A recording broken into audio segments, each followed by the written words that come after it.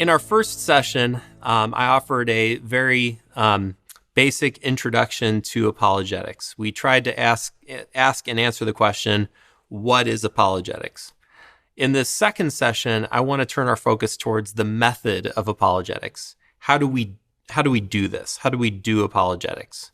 And there's really two major methods of apologetics. One method is a content-based method. And there's several different ways of going about apologetics in a content-based method. The most common way is what's called an evidential method.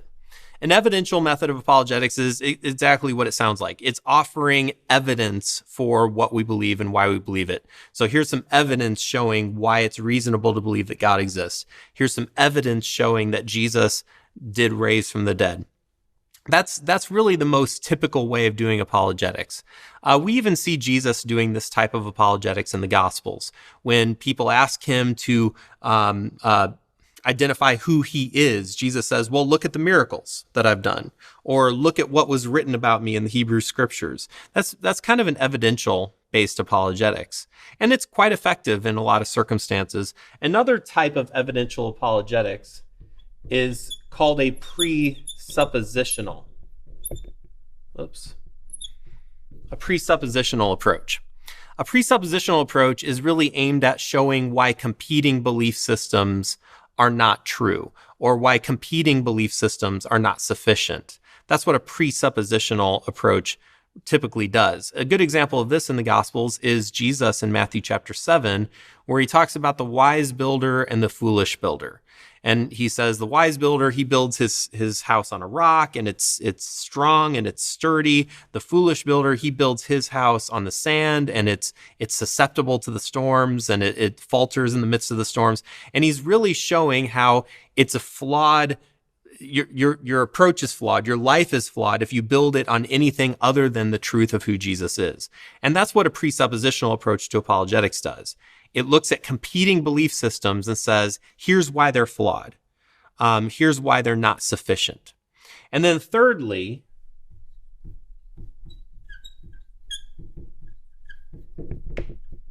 you have what I call an experiential approach. An experiential approach is offering your testimony, sharing what God has done in your life. A good example of this is the Samaritan woman at the well. She encounters Jesus. She marvels at what Jesus says to her, and what does she do? She goes and tells all the people in her town, hey, here's this man that I met. Here's this man. Listen to what he said. This is what an experiential approach to apologetics typically does. It takes what experiences we've had, and it shares them with others. And all of these approaches are good and proper approaches to take in doing apologetics.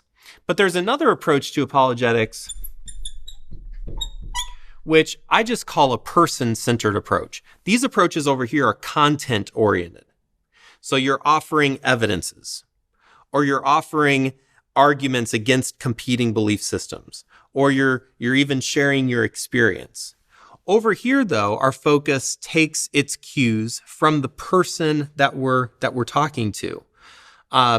And so a person-oriented approach, I think, is a very effective approach, and in many cases, more effective than a content-based approach. And I just want to give you a few different hints, suggestions in how to go about a person-oriented apologetic. So here's my first suggestion. My first suggestion is, I'm just going to put it this way, listen.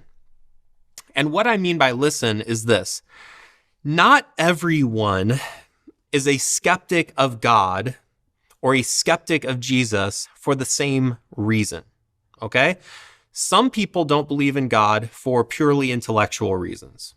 So they have intellectual hang-ups about believing in God. I think those people are few and far in between, though. In many other cases, it's not just an intellectual issue, it's an emotional issue. So maybe they've been hurt somewhere in their life. Maybe they've been hurt by Christians or by the church. Or maybe they experienced loss or suffering in their life and they prayed to God and they didn't feel like God answered their prayers. And so they chose to reject God in that moment. So for them, disbelief isn't purely intellectual. It's also what? It's also more deep. It's deeper than that. It's emotional. Some people don't believe for purely volitional reasons. They don't believe in God because, frankly, they don't want to submit their lives to anyone else, but especially a God. And so they have volitional reasons for disbelieving in God. It's not purely intellectual. It's more an issue of the will. And Jesus told us that would be the case for many people, that they're just not willing to count the cost of discipleship. And so what I'm getting at here is, if someone asks you, hey, why are you a Christian? Why do you believe what you believe? They're not necessarily asking you to launch into some sort of intellectual argument. It might be more appropriate to hit the pause button and ask the person, can you tell me your story? Can you tell me your story of disbelief, your story of skepticism? So why do you have a problem believing in God?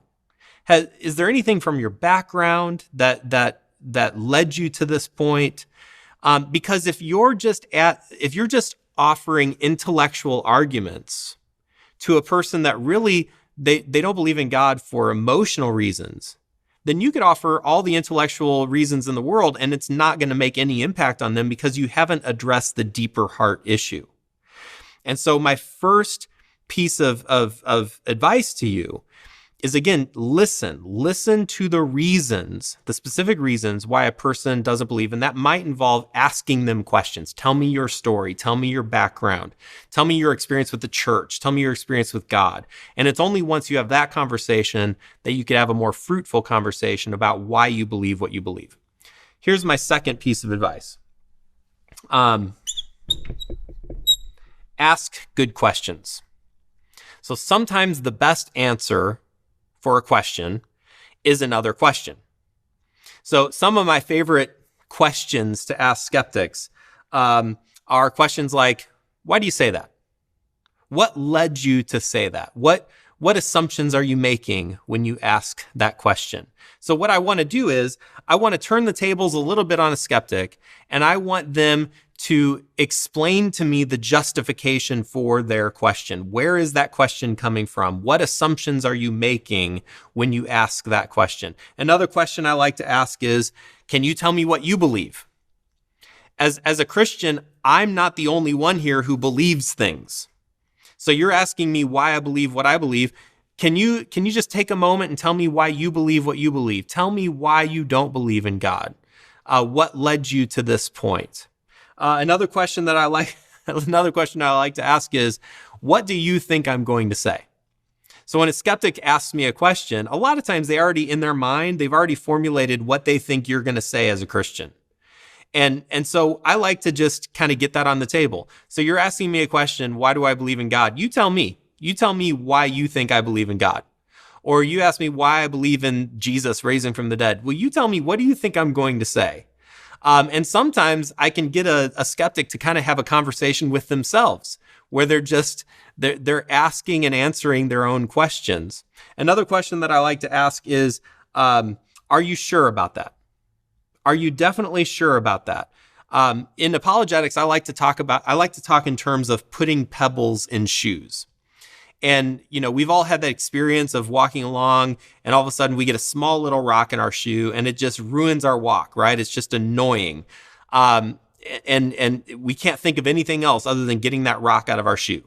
And so sometimes in apologetics, I have to realize it's not on me to necessarily change this person's mind. Okay, I think that's a work of God and the Holy Spirit to be working on this individual, to change their mind, to change their heart ultimately. So my goal in apologetics is actually, it's a lower goal than that. I just want to make them uncomfortable with their disbelief. I want to make them uncomfortable with their skepticism. And so I call that putting a little rock in their shoe, putting a little pebble in their shoe, something that annoys them. And so by asking a good question like, are you sure about that? Have you actually studied that? Have you actually learned about that? How did you become convinced of that? Asking these questions can really put a shadow of doubt in the skeptic's mind. I always tell skeptics, one of my favorite things to tell them is, I don't mind you being skeptical. I just want you to be skeptical about your own skepticism. So ask questions of your questions. So listen, also ask good questions. Thirdly, agree until you have to disagree. Agree until you have to disagree. Here's what I mean by this. When you're doing apologetics, you don't have to defend every square inch of the field, okay? Not every single thing is a life or death issue that you have to defend. Not every single question has a nice, easy answer to it. And so one of the things that I like to do with a skeptic is I like to surprise them by agreeing with them. I'm going to agree with them until I have to disagree with them. So if they say, well, I struggle with the idea of Jesus raising from the dead, one of the things that I'll do is, you know what? I get that. I understand that. That makes sense to me that you would struggle with that, because the idea of a person raising from the dead, that's a difficult thing to believe, right? And so I'm not going to immediately start in on them, showing them why they're wrong. I want to actually agree with some of their skepticism. I understand where you're coming from. And if I can, I want to lead them towards those things that ultimately matter, the questions that are of utmost importance. I don't want to spend all my time with a skeptic trying to answer questions that are really just around the periphery of what I believe. I want to, if I can, I want to answer those questions that are at the very heart of what I believe, the essentials of what I believe. I don't want to get distracted by all sorts of, because that's what a skeptic will often do. A skeptic will often nibble around at the periphery of your faith. It'll nibble around at the edges of your faith. But instead, I want to focus on what I call bullseye beliefs, those things that are at the absolute center of what I believe. Here's the next thing. Be a good friend. Okay? Don't be a debate partner. Don't be a sparring partner.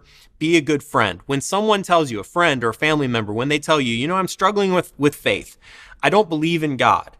I have all these questions about who God is and what God's all about. They're not necessarily asking you for a fight. They're really saying, I need a good friend. I need someone to listen to me. I need someone to love me. I need someone to be invested in my life. So the first thing that I would tell you is, instead of launching into a debate, be a good friend. And good friends do things like listen and ask good questions. Here's the next thing. Use your brain. Use your brain. Paul tells us in 2 Corinthians 10, he says, take every thought captive. Take every thought captive. And in doing apologetics, in a person-based approach to apologetics, we have to be critically examining, critically thinking about not just our own faith, but we have to be thinking about the type of questions that the skeptic is asking. So we have to think about, what are their assumptions? What assumptions are they making? What are their goals? What are their ambitions? Like we have to actually think through the questions that a skeptic asks. And then lastly, don't forget the goal. The goal of apologetics is not to win an argument. Sometimes we miss that. Sometimes we forget that. Sometimes we think that in apologetics we just want to score some points. We want to score some debate points. And I fall into that trap just like anybody else does, because we so desperately want to show the world that we're right and they're wrong. But that's not the goal of apologetics, because that's not the goal of discipleship. Jesus tells us to go into the world and not win debates. That's not what Jesus says. He says, go into all the world and what? Make disciples. And so our goal is not to, at the end of the day, say, you know what, I showed that skeptic who was boss. I showed that skeptic what the truth really was. No, you probably didn't show him anything other than, another Christian who's unwilling to listen. What you really want at the end of the day is not to win a debate. What you want is to win a disciple. And I think that a person-oriented approach has to always remember that, has to always remember what the goal is. So again, how do I do apologetics? There's a lot of different ways to do apologetics. There are content-based approaches which have their place and have their purpose and can be very helpful and effective.